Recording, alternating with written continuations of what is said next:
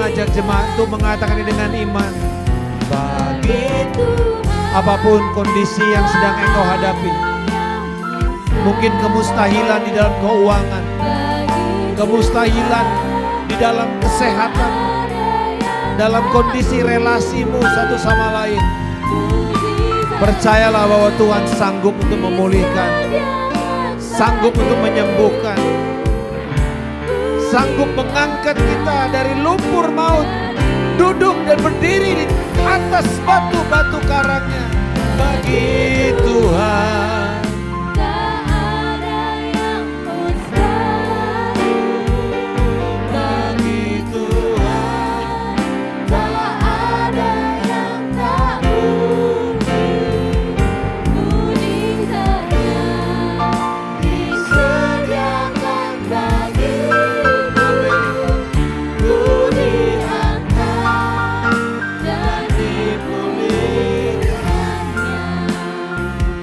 Ku diangkat dan dipulihkannya. Ku diangkat dan dipulihkannya. Haleluya. Mari berikan pujian kepada Yesus Kristus. Tepuk sorak kepada Dia. Haleluya. Terima kasih Tuhan. Engkau Allah yang setia. Engkau Allah yang sanggup melakukan hal yang di luar apa yang kami bisa pikirkan. Dan Engkau adalah Tuhan yang bisa kami harapkan. Karena Engkau tidak pernah gagal di dalam memenuhi janji-janji-Mu. Terima kasih Bapa. Biarlah pada hari ini Yesus menyatakan diri-Mu kepada kami. Lewat firman-Mu. Engkau menghadapkan wajah-Mu pada waktu pemberitaan firman ini. Dan Roh Kudus, terangilah pikiran kami. Dan biar hati kami bisa mengerti. Dan kami punya iman bangkit untuk melakukan kebenaran firman-Mu ini. Di dalam nama Yesus. Amin, amin, amin. Haleluya, puji nama Tuhan. Silakan Bapak Ibu, shalom. Ya, selamat berjumpa kembali, selamat datang dalam jemaat.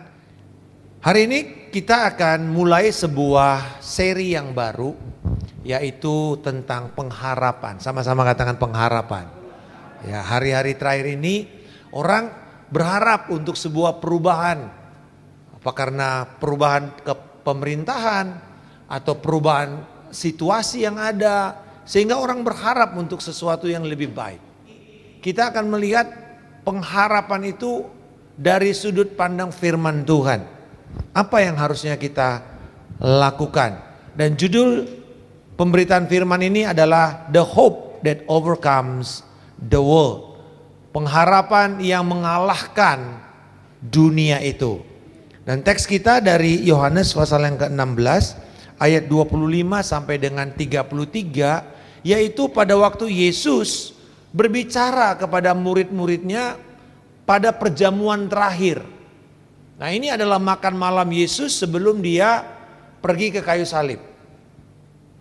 Dan kita tahu bahwa ini merupakan makan malam perpisahan.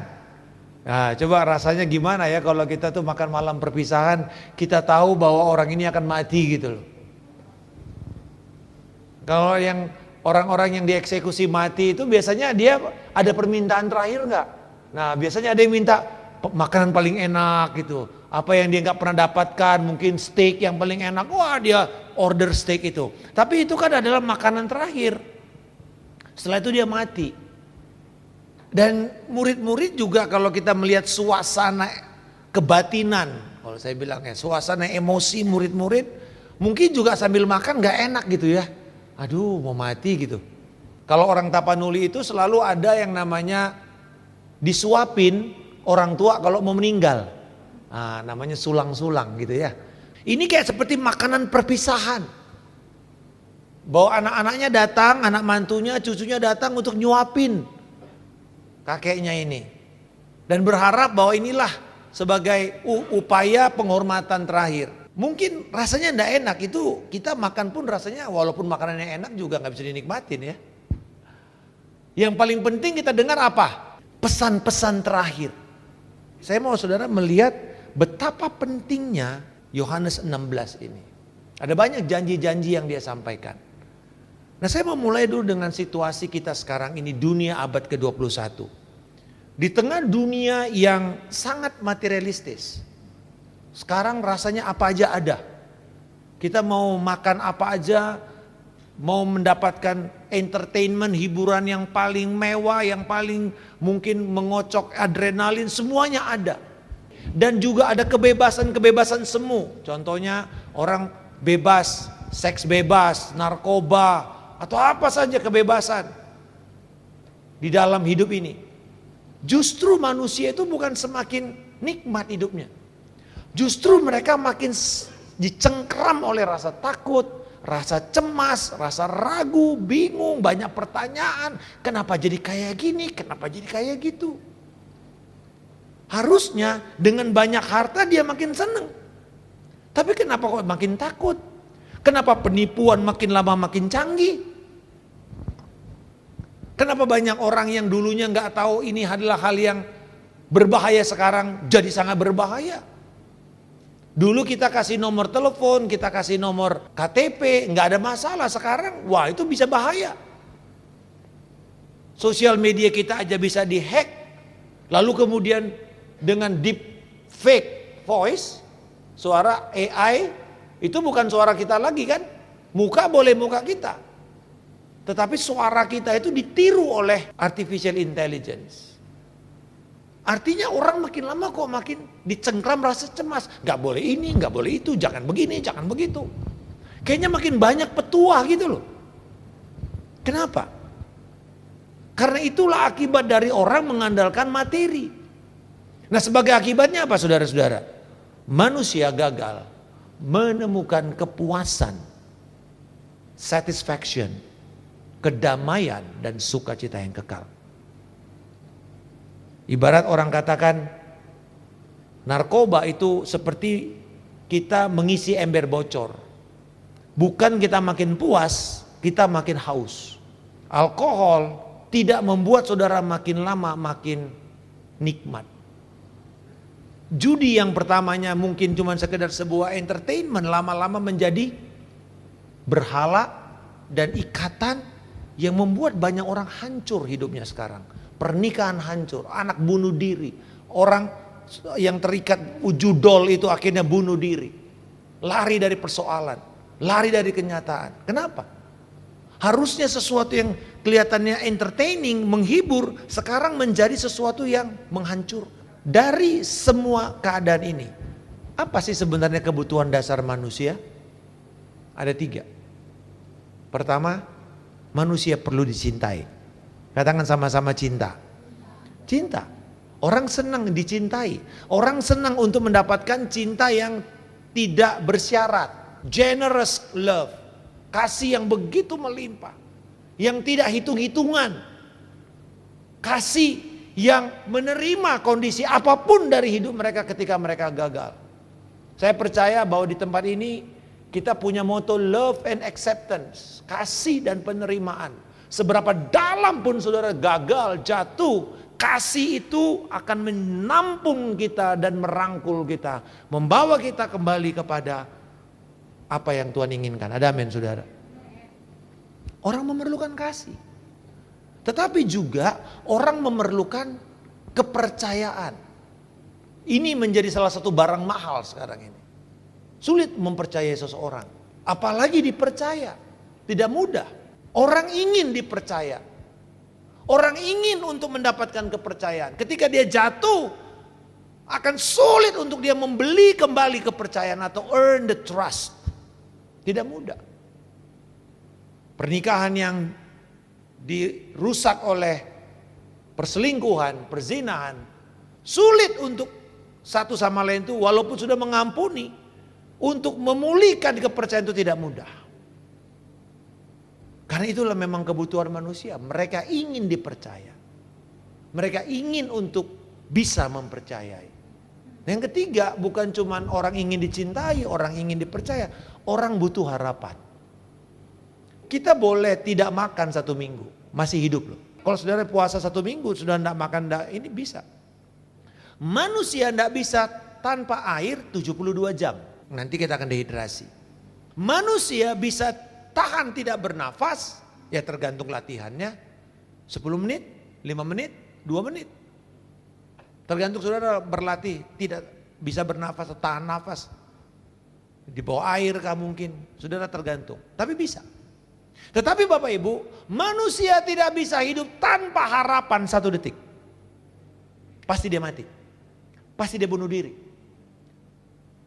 Itu sebabnya kita katakan putus asa. Putus asa. Asa itu kan harapan.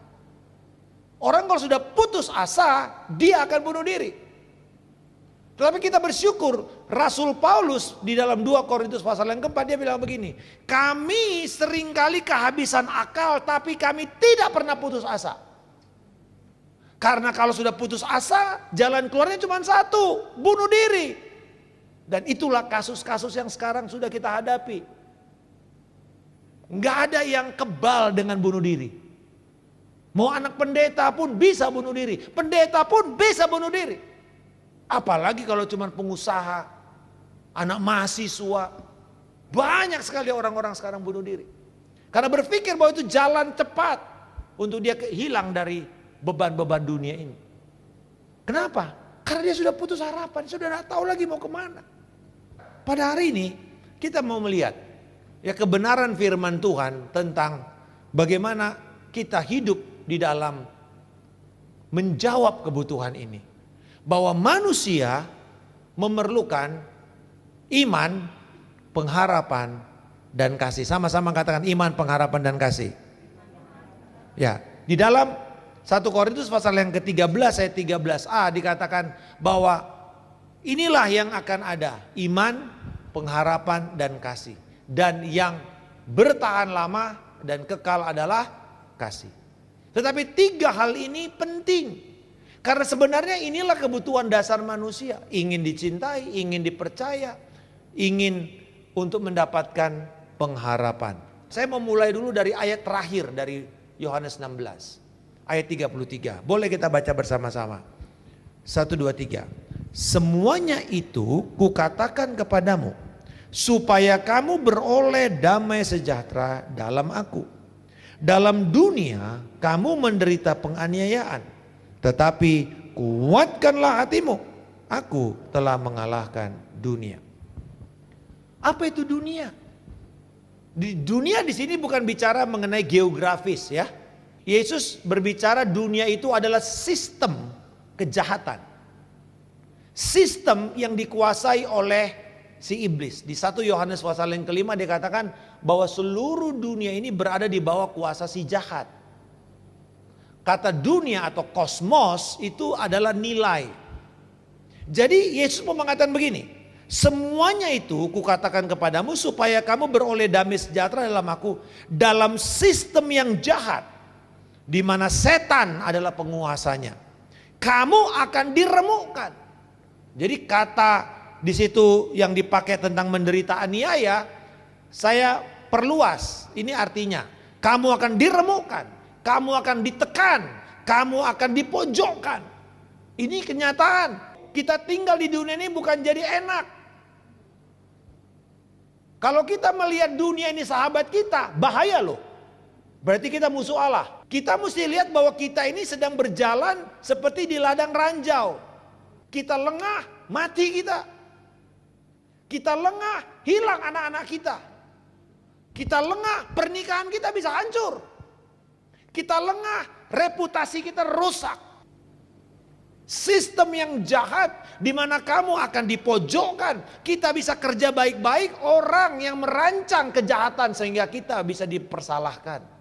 Kita dijadikan kambing hitam. Orang yang korupsi kita yang kena. Kita yang harus menanggung semua bebannya.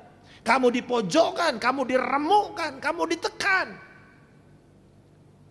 Kita tahu ini kalau kita ada di gereja, atau kita ada di kantor, atau kita ada di pekerjaan apa saja. Kamu akan diremukkan. Tidak ada yang aman di dunia ini. Tetapi kuatkanlah hatimu. Aku telah mengalahkan kosmos itu. Aku telah mengalahkan dunia. Berikan pujian kepada Allah kita. Haleluya. Saya tadi garis bawahi kata kuatkanlah hatimu. Kenapa Bapak Ibu? Karena Kata kuatkan hatimu setiap kali muncul di perjanjian baru itu hanya keluar dari mulut Yesus.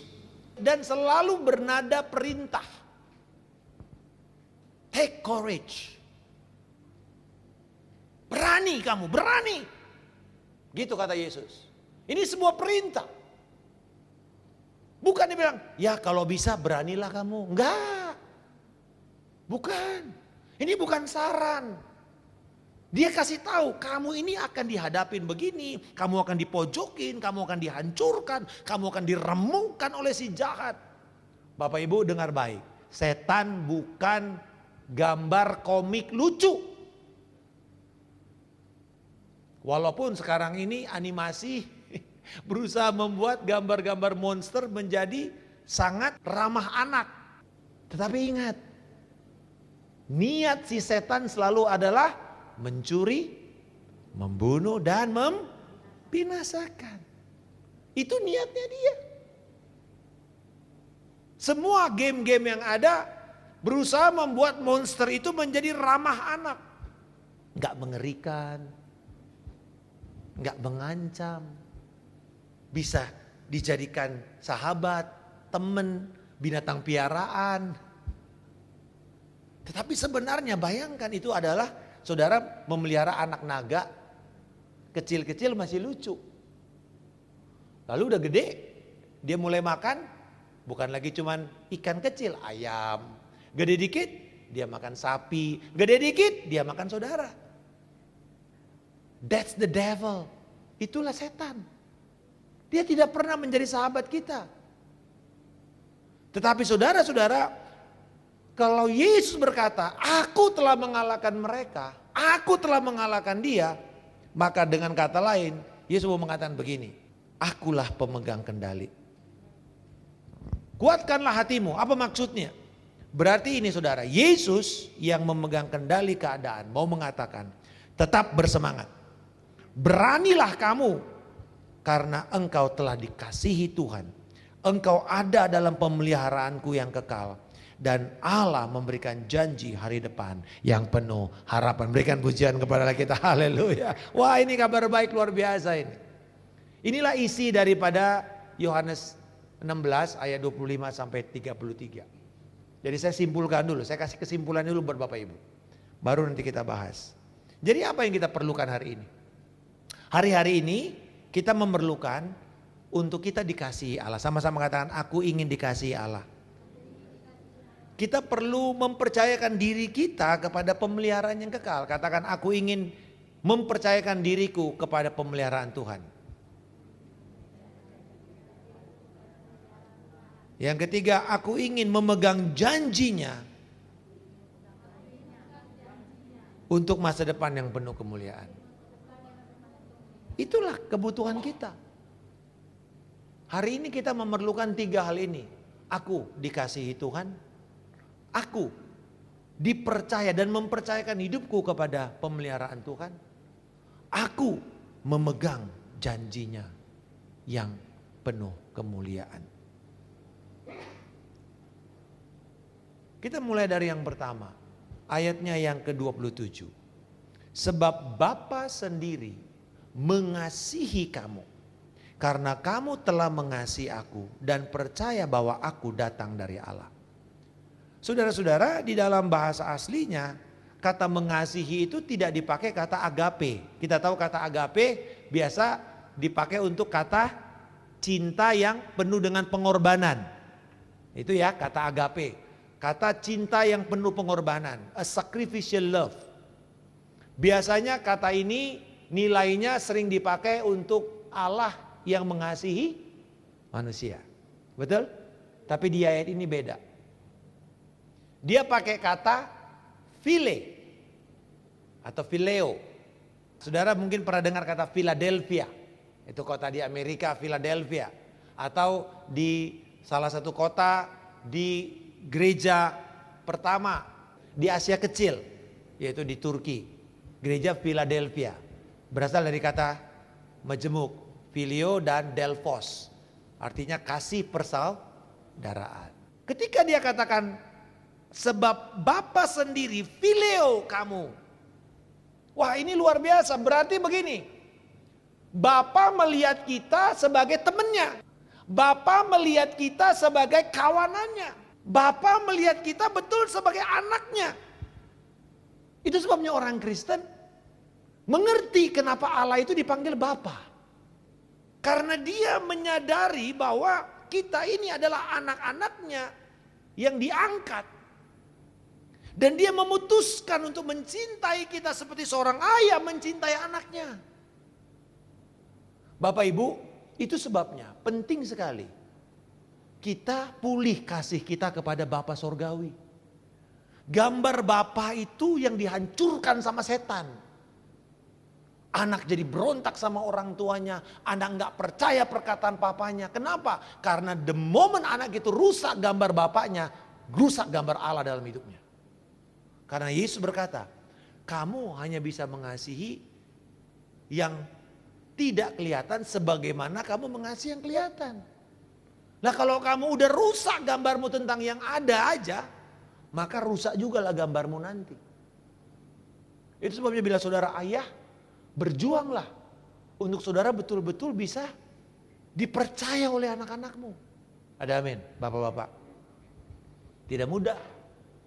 Hati ayah kembali kepada anaknya. Sama seperti hati anak kembali kepada bapaknya.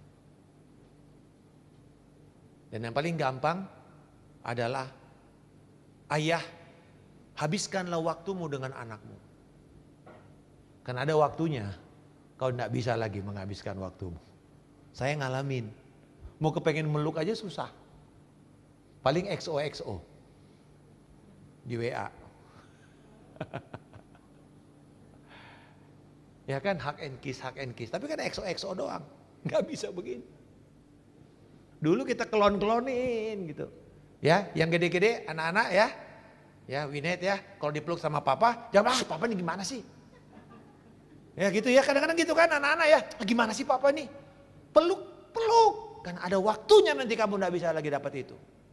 Kepengen pun gak bisa karena mungkin jauh. Amin. Jadi sering-sering memeluk. Sering-sering mengafirmasi. Tapi kalau berjanji, berusahalah untuk menggenapinya. Jadi jangan sembarang janji juga. Bapak bukan politisi, amin saudara. Ya, jangan janji-janji kosong saudara ya. Janji tepati. Kalau nggak bisa, kalau gagal, minta maaf. Jangan abaikan. Minta maaf. Supaya anak tidak rusak kepercayaannya. Karena itu nanti modal dia untuk mempercayai Bapa Surgawi. Dan dikatakan kamu dikasihi oleh Bapa. Artinya kamu ini adalah kawanannya. Kamu terasosiasi dengan Bapa. Kenapa? Karena kamu telah juga berasosiasi dengan Yesus. Kamu jadi sahabatnya Yesus. Yohanes 15 mengatakan, aku bukan lagi mengatakan kamu adalah hamba-hamba. Kamu adalah sahabatku. Artinya kamu adalah teman-teman baikku. Kemana kamu ada, aku di situ. Kamu membawa namaku. Itu kata Yesus. Itulah dasar kita dikasihi Bapa. Jadi yang pertama, aku dikasihi oleh Allah Bapa. Bagaimana caranya kita dikasihi oleh Allah Bapa? Karena ini dipakai kata yang sudah lampau. Aku telah dikasihi oleh Allah Bapa. Dengan cara mengasihi dan percaya kepada Yesus sebagai Tuhan. Jadi Bapak Ibu, kelahiran kembali, pertobatan kita itu adalah titik awal kita dikasihi oleh Bapa. Sebagaimana Bapa mengasihi Yesus, Allah telah menetapkan kita menjadi keluarganya. Katakan, aku adalah anak-anak Allah. Aku anak yang dikasihinya. Amin. Aku anak yang dikasihi. Ini rahasia Bapa yang paling penting. Sering mengafirmasi anakmu. Bilang gini, Papa sayang kamu. Ingat gak waktu anak hilang itu pulang? Ingat gak? Bapaknya berlari. Lalu apa yang dilakukan oleh bapak itu? Apa saudara? Dia peluk. Ini kalau orang Yahudi, Ini kurang ajar ini sebenarnya, tindakan bapak itu. Itu seperti merusak kehormatan. Bayangin ya, bapak itu kan mesti angkat bajunya dong berarti, kayak angkat rok. Kan pakai baju gamis, lalu lari. Kalau dia ikat jubahnya, artinya dia siap melayani. Kan untuk gimana mau lari-lari ngambang-ngambang bajunya, bisa jatuh dia. Dia mesti ikat supaya dia bisa lari. Ini bapak yang melayani. Dia lari dan dia peluk. Anaknya bilang, aduh jangan-jangan aku jadi hamba saja. No. Dia bilang apa? Kamu anak saya. Bapak memberi afirmasi. Bapak memberikan kepada dia kasut. Memberikan kepada dia cincin tanda perjanjian. Jubah, menurut saudara jubah siapa itu? Jubah bapaknya. Ambil. Karena jubahnya anak itu sudah dijual. Ya dong, itu kan barang mahal. Bayangin, udah habis semuanya. Bapaknya yang bilang, kamu anakku yang mati sekarang hidup. Bapak ibu, bukan berarti ibu-ibu ini, kita menghargai ibu-ibu itu luar biasa ya. Kasihnya, pengorbanannya, cintanya, selalu tidak bisa kita lupakan. Amin. Tapi bapak itu memberi afirmasi kepada anak yang akan dia ingat terus. Perkataan-perkataan saudara itu akan direkam oleh anak saudara sampai dia mati loh. Jadi berhati-hati dengan perkataanmu. Ayah selalu adalah pemberi identitas kepada anak. Mohon maaf, kasus-kasus gay, lesbian itu banyak karena mereka rusak hubungannya dengan bapaknya. Salah satu kasus penyebabnya adalah mereka rusak hubungannya dengan ayahnya. Atau ayahnya memperlakukan mereka dengan cara yang sangat tidak hormat. Saya percaya Bapa sudah mengasihi kita. Amin. Harusnya ini menjadi satu keyakinan kita bahwa saya gak perlu takut dengan apapun karena Bapa saya mengasihi saya. Nah yang kedua, kebutuhan kita adalah untuk dipercaya. Jadi aku mempercayai Allah Bapa. Ayat 31 Yesus berkata begini. Jawab Yesus kepada mereka, percayakah kamu sekarang? Kalau di bahasa Indonesianya ada kata tanda tanya ya. Sebenarnya ini seperti double positif afirmasi. Jadi gini, sekarang kamu udah percaya. Now you are believing. Itu kira-kira kata Yesus. Sekarang kamu sudah mempercayai kan? Yesus mau mengatakan begini. Karena kamu telah dikasih, sekarang kamu sudah percaya. Kamu tidak punya lagi keraguan-raguan. Karena pada waktu itu Yesus mengatakan begini.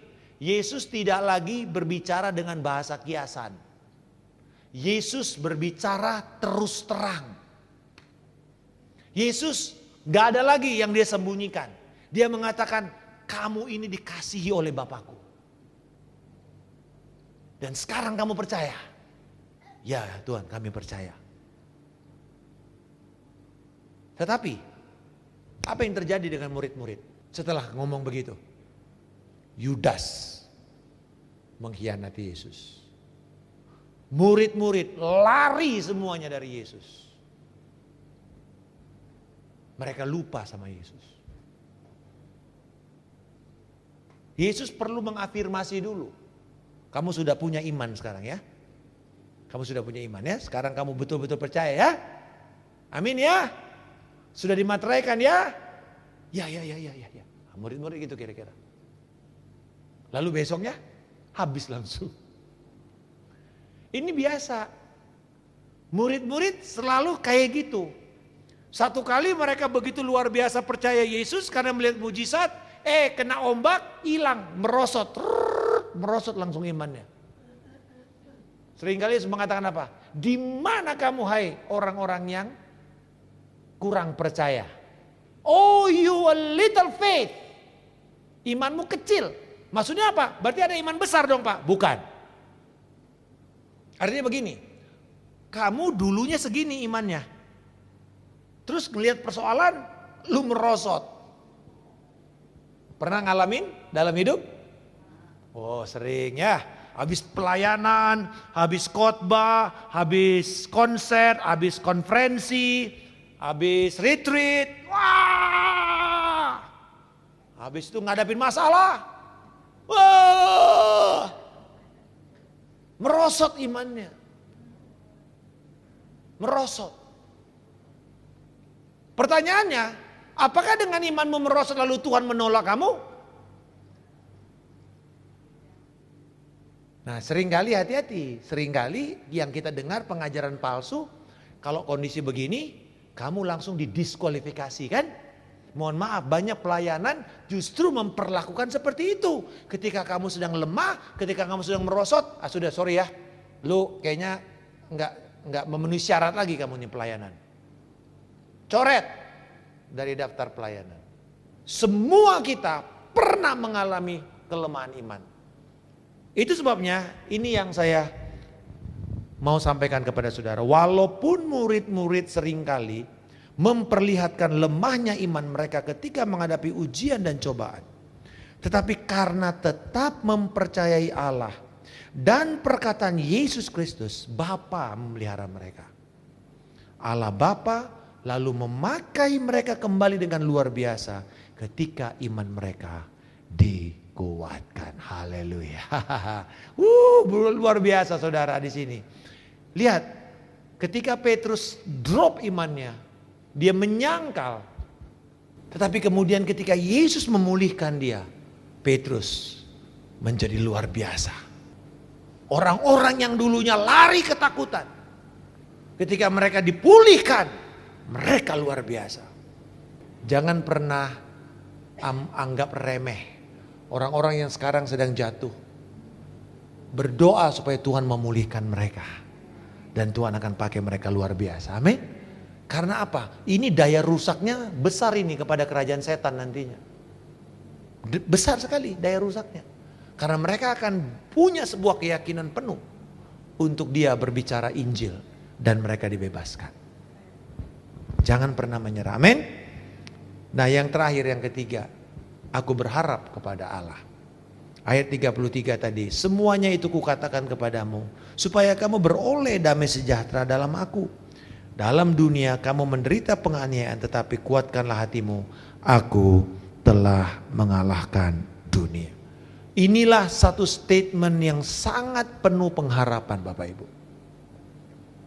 This is the statement that overcomes the world. This is the statement of hope. Ini pernyataan iman, ini pernyataan pengharapan. Apa itu saudara? Aku telah mengalahkan. Nah, kata ini dikutip lagi oleh Yohanes. Di dalam 1 Yohanes pasal yang kelima ayat 4 dan 5. Boleh kita baca bersama-sama? 1, 2, 3. Sebab semua yang lahir dari Allah mengalahkan dunia.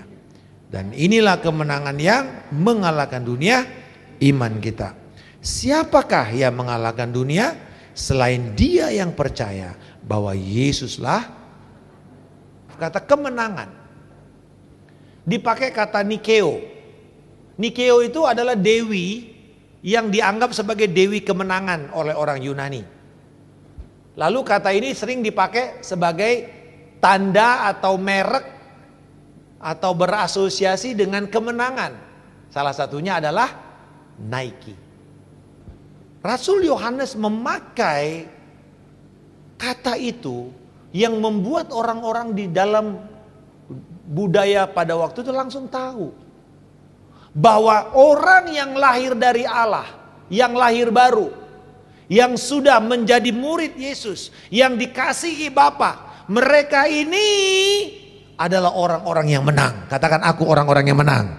Katakan kami orang-orang yang menang. Jadi kita walaupun mengalami tekanan Bapak Ibu, bukan berarti kamu jadi kalah. Kita adalah orang-orang yang menang. Apa yang membuat kamu menang? Imanmu. Imanmu kan, betul gak? Iman kepada apa? Iman kepada Yesus. Yesus yang bagaimana? Yesus yang tadi telah mengalahkan Nah, pada waktu dia di kayu salib, dia telah mengalahkan dosa dan maut, lalu dia mati dan bangkit pada hari yang ketiga. Pada waktu itu dia telah mengalahkan dunia. Maka iman kita kepada karya Kristus itulah yang membuat kita bisa menang selama-lamanya. Berikan pujian kepada kita, haleluya. Sekarang saudara mengerti bahwa posisi kita itu adalah posisi orang menang. Bukan orang yang berharap akan menang. Salah kita. Makanya Rasul Paulus mengatakan kita lebih dari pemenang. Bukan kita berharap akan menang. Karena kita sudah startnya udah menang dulu. Kita berjalan di atas kemenangan Kristus. Aku telah mengalahkan dunia itu. Itulah pengharapan kita Bapak Ibu. Nah saya mau tutup dengan statement ini. Bahwa pengharapan kita menjadi kuat dan pasti. Katakan sama-sama kuat dan pasti. Katakan harapanku kuat dan pasti. Kenapa saudara? Karena Yesus Kristus bangkit dari antara orang mati. Dia telah mengalahkan maut, dia telah mengalahkan dosa, dia telah mengalahkan penguasa si setan itu. Dan dia menang mutlak. Katakan sama-sama, dia menang mutlak atas setan. Bapak Ibu, setan tidak dikasih kesempatan untuk dapat nilai sama sekali. Tidak bisa dikasih kesempatan bikin gol, bikin skor, bikin sebuah kemenangan. Oh aku pernah menang atas Yesus. Enggak bisa. Iblis gak pernah menang atas Yesus. Dia kira dia menang. Tapi dia gak pernah menang. Kalau Yesus sudah bangkit dan orang mati, lihatlah itu sebagai sumber pengharapanmu. Dia sudah menang. Apapun pergumulan hidupmu saat ini.